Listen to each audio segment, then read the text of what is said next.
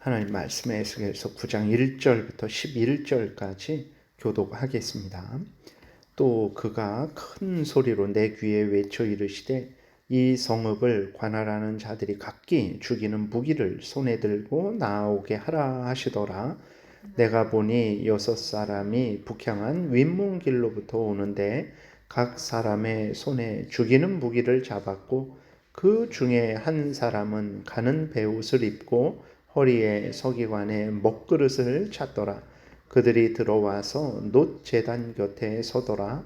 그룹에 머물러 있던 이스라엘 하나님의 영광이 성전 문지방에 이르더니 여호와께서 그 가는 베옷을 입고 서기관의 먹그릇을 찬 사람을 불러 여호와께서 이르시되 너는 예루살렘 성읍 중에 순행하여 그 가운데에서 행하는 모든 가증한 일로 말미암아 탄식하며 우는 자의 이마에 표를 그리라 하시고 그들에 대하여 내 귀에 이르시되 너희는 그를 따라 성읍 중에 다니며 불쌍히 여기지 말며 긍휼을 베풀지 말고 쳐서 늙은 자와 젊은 자와 처녀와 어린이와 여자를 다 죽이되 이마에 표 있는 자에게는 가까이 하지 말라. 내 성소에서 시작할지니라 하심에 그들이 성전 앞에 있는 늙은 자들로부터 시작하더라. 그가 또 그들에게 이르시되 너희는 성전을 더럽혀 시체로 모든 뜰에 채우라. 너희는 나가라 하심에 그들이 나가서 성읍 중에서 치더라. 그들이 칠 때에 내가 홀로 있었는지라 엎드려 부르짖어 이르되 아하 주 여호와여 예루살렘을 향하여 분노를 쏟으시오니 이스라엘의 남은 자를 모두 멸하려 하시나이까. 그가 내게 이르시되 이스라엘과 유다 족속의 죄악이 심히 중하여 그 땅에 피가 가득하며 그 성읍에 불법이 찼나니 이는 그들이 이르기를 여호와께서 이 땅을 버리셨으며 여호와께서 보지 아니하신다 함이라. 그러므로 내가 그들을 불쌍히 여기지 아니하며 긍휼을 베풀지 아니하고 그들의 행위대로 그들의 머리에 갚으리라 하시더라. 보라 가는 베옷을 입고 허리에 먹그릇을 찬 사람이 복명하여 이르되 주께서 내게 명령하신 대로 내가 준행하였나이다 하니라. 아멘. 기도드리겠습니다. 살아계신 하나님 아버지 감사합니다. 이 시간에 하나님 말씀을 전하고 듣습니다. 성령께서 역사하셔서 잘 깨달아 알게 도우시고 또 하나님이 알려주신 대로 잘 믿고 따르는 우리 모두가 되게 되어서 하나님의 영광을 드러내고 하나님의 나라를 확장하며 이웃을 참으로 유익하게 하고 우리도 복된 인생 살게 도우소서. 감사드리고 예수 그리스도의 이름으로 기도드렸습니다. 아멘. 예, 우리가 8장에서 살펴본 것은 이제 이스라엘은 2번의 침략을 당했죠. 그래서 수많은 사람이 죽고 수많은 사람이 바벨론으로 포로로 끌려왔는데도 불구하고 예루살렘에 있는 사람들도 그렇고 포로로 끌려온 사람들도 그렇고 하나님 앞에 회개하지 않았습니다. 여전히 강팍한 마음을 가졌고 우상을 숭배했죠.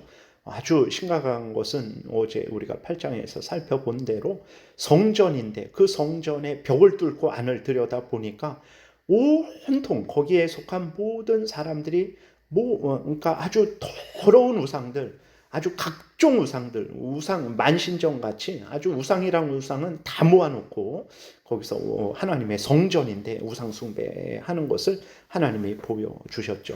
그래서 이에 대해서 하나님께서 그 예루살렘을 남은 이스라엘 백성들을 심판하신다라는 그 분명한 하나님의 뜻을 오늘 본문을 통해서 알려주고 계십니다. 1절 2절에 보게 되면 또 그가 큰 소리로 내 귀에 외쳐 이르시되 이 성읍을 관할하는 자들이 각기 죽이는 무기를 손에 들고 나오게 하라 하시더라. 내가 보니 6 사람이 북향한 윗문 길로부터 오는데 각 사람의 손에 죽이는 무기를 잡았고 그 중에 한 사람은 가는 베옷을 입고 허리에 서기관의 먹그릇을 찼더라. 그들이 들어와서 놋 제단 곁에 서더라 라고 이렇게 기록이 되어 있어요. 그러니까 여기 보게 되면 이제 성읍을 관할하는 자들, 그 다음에 2절에 6 사람, 이 사람들은 이제 천사들 말하는 것이죠. 그 다음에 각기 죽이는 무기를 손에 들고 나오더라. 이것은 이제 바벨론의 3차 침략으로 인해서 수많은 예루살렘 사람들이 죽고 포로가 될 것을 하나님이 경고하시는 것입니다.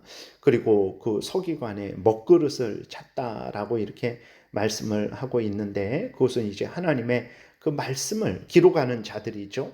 하나님의 엄유하신 말씀대로 이제 이루어진다라는 것을 표현하고 있는 것입니다.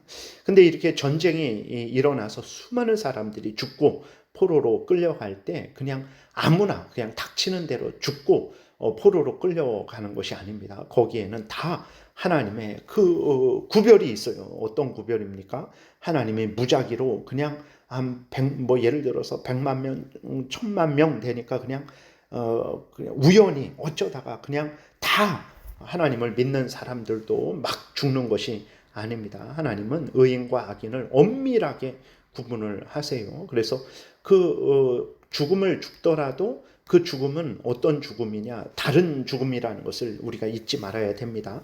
하나님은 살 자를 살게 하시고 죽을 자를 죽게 하시죠.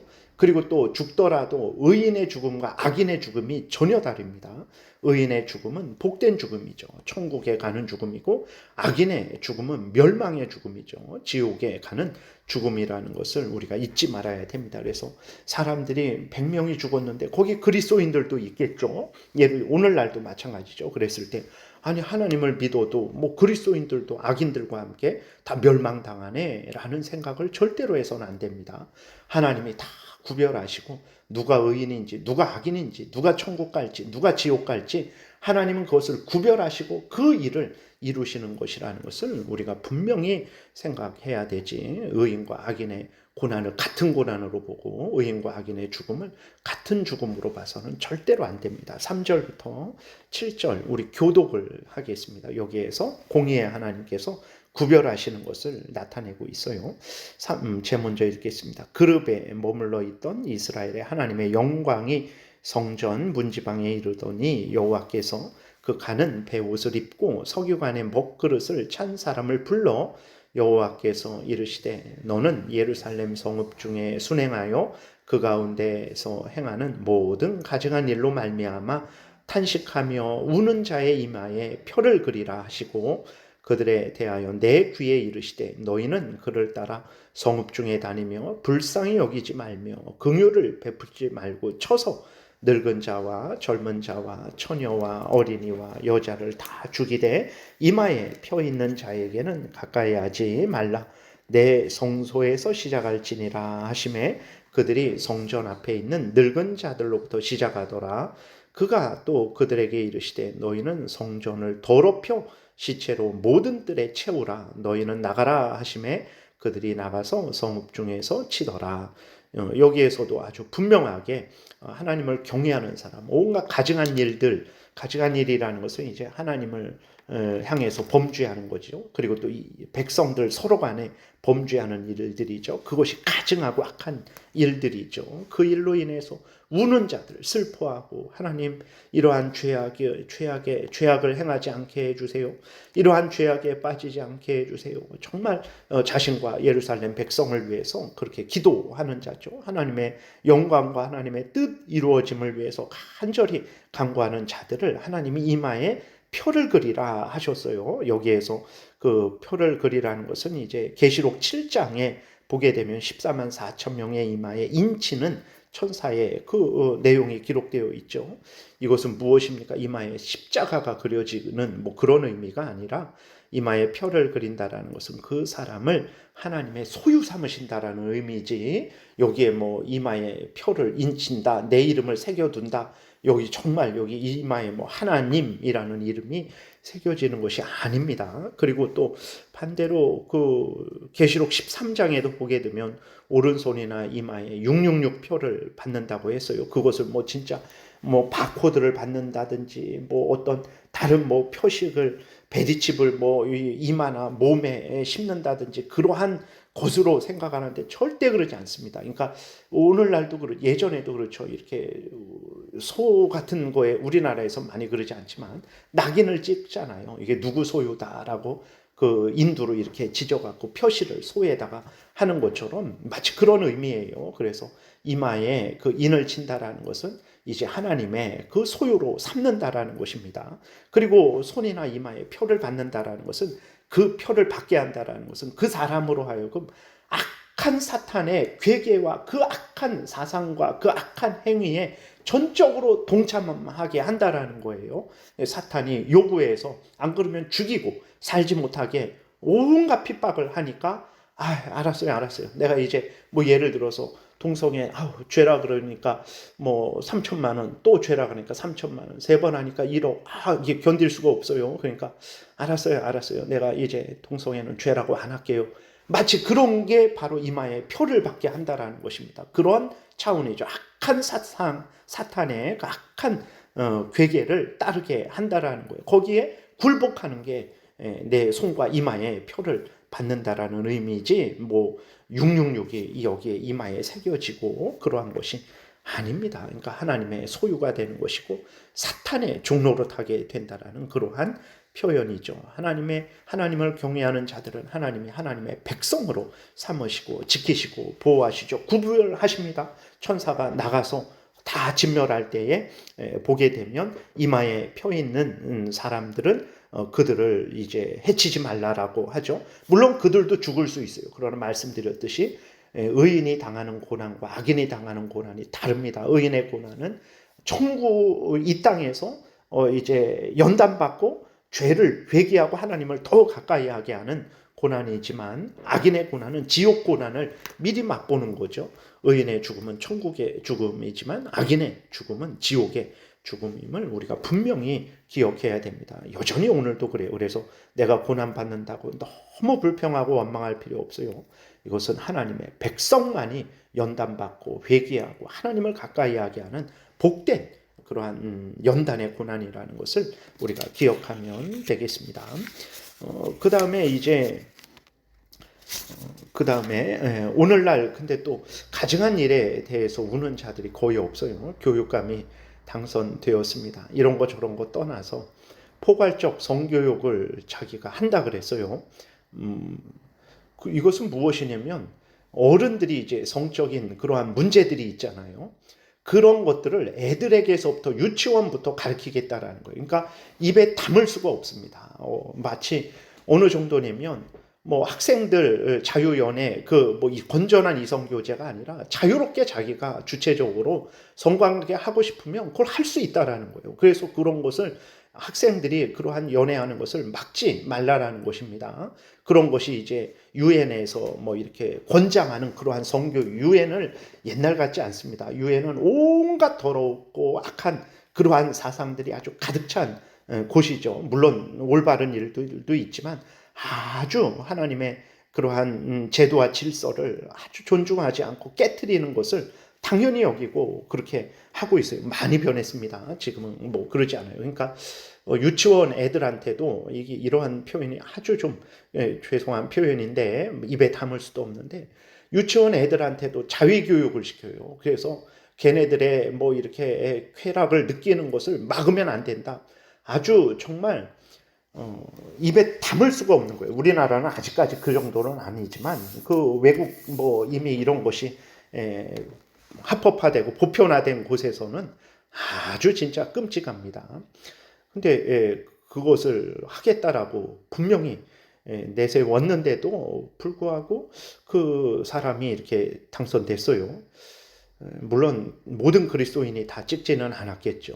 근데 세상도 보게 되면 가증한 일에 대해서 애통하는 일이 없어요. 그래서 우리나라는 이제 심각해질 것입니다. 남자와 여자가 서로 협력하는 존재로 생각하지 않고 아주 대립하는 존재, 서로 싸워서 이겨야 되는 존재. 결혼하겠습니까? 그 원수들이랑. 그리고 자녀 낳겠습니까? 절대 안 낳죠. 이제 우리나라는 참 이렇게 앞날이 훤히 보이죠. 그리스도인들이 회개하고 돌이켜서 은혜를 구해서 하나님의 은혜가 없이는 이제 신속하게 멸망이 이제 멸망길에 들어서게 될 것입니다. 우리 그리스도인들이 정말 회개하고 은혜를 구해야 되겠습니다. 에스겔은 이제 하나님의 엄미한 심판을 보면서 예루살렘을 불쌍히 여겨달라고 간구해요. 8절에 보게 되니까 그들이 칠 때에 천사들이 하나님의 그 명령을 따라 재앙을 내리는 거죠. 내가 홀로 있었는지라 엎드려 부르짖어 이르되 아하 주 여호와여 예루살렘을 향하여 분노를 쏟으시오니 이스라엘의 남은 자를 모두 멸하려 하시나이까. 하나님이 뭐라 말씀하십니까? 이거 내가 막무가내로 하는 거 아니다. 다 죽을 사람 죽는 것이고 살 사람 사는 것이고 상 받을 사람 상 받는 것이고 벌 받을 사람 벌 받는 것이다 라고 9절부터 말씀을 하세요. 그가 내게 이르시되 이스라엘과 유다 족속의 죄악이 심히 중하여 그 땅에 피가 가득하며 그 성읍에 불법이 찼나니 이는 그들이 이르기를 여호와께서 이 땅을 버리셨으며 여호와께서 보지 아니하신다 함이라. 그러니까 하나님이 우리를 버리셨으니까 뭐 우리가 어떻게 하겠나? 우상이라도 의지해야지. 하나님이 우리를 뭐 돌보시나 이런 악한 말을 하는 거예요. 하나님이 언제 버리신 적이 있습니까? 10절에 그러므로 내가 그들을 불쌍히 여기지 아니하며 긍휼을 베풀지 아니하고 그들의 행위대로 그들의 머리에 갚으리라 하시더라. 보라 가는 베옷을 입고 허리에 먹그릇을 찬 사람이 복명하여 이르되 주께서 내게 명령하신 대로 내가 준행하였나이다 하더라. 그래서 여기서 7절에 보게 되면 성전을 더럽혀서 제사장 그러니까 시체로 가득 쌓아라. 성전에서부터 이 재앙을 너희들이 이 재앙을 실행해라 그랬잖아요. 우리가 8장에서 성전이 얼마나 더러운지 봤잖아요. 우리가 하나님 앞에 깨어 있어야 된다. 이곳은 성전인데, 나는 그리스도인인데, 이곳은 교회인데 아무 의미 없어요. 하나님을 경외하지 않고 그 명령을 따른다면 여기가 우상 숭배하는 곳과 불신자들의 단체와 뭐가 다르겠습니까? 하나님의 특별함이 있다면 그것은 우리가 어느 곳에 무엇을 하든지 하나님을 경외하고 그 명령을 따라 살아가는 것입니다. 정말 우리 그리스도인들이 회개하고 돌이켜야 됩니다. 하나님 말씀을 절대적으로 믿고 그 말씀대로 살아가야 돼요. 이 대한민국의 미래는 정말 그리스도인에게 달렸습니다. 정말 가증한 일을 보며 우리가 애통하고 그런 것을 미워하고 버리고 하나님의 말씀을 전적으로 붙들고 살아가는 길만이 우리가 살고 교회가 살고 가정이 살고 우리 자녀들이 살고 대한민국이 산다라는 것을 분명히 믿어야 되겠습니다. 기도드리겠습니다. 살아계신 하나님, 참 멸망을 2번이나 당했습니다. 그런데도 깨닫지 못하고 회개하지 못하고 하나님께로 가지 않고 우상을 섬깁니다. 인간이 이렇게 악하고 미련하고 무지하오니 하나님 우리에게 크신 은혜 내려주셔서 지혜롭게 하시고 하나님을 경외하게 하시고 하나님을 가까이 하게 하시고 하나님의 말씀을 따르고 죄를 미워하고 버리게 도우소서. 이 은혜가 우리를 살릴 줄 믿사오니 이 은혜를 하나님의 은혜를 늘 간구하는 우리 기독교인들 되게 도우소서. 예수 그리스도의 이름으로 기도드렸습니다. 아멘. 하늘에 계신 우리 아버지요 이름이 거룩히 여김을 받으시오며 나라의 임하옵시며 뜻이 하늘에서 이루어진 것 같이 땅에서도 이루어지이다. 오늘날 우리에게 일용할 양식을 주옵시고 우리가 우리에게 죄 지은 자를 사하여 준 것 같이 우리의 죄를 사하여 주옵시고 우리를 시험에 들게 하지 마옵시고 다만 악에서 구하옵소서.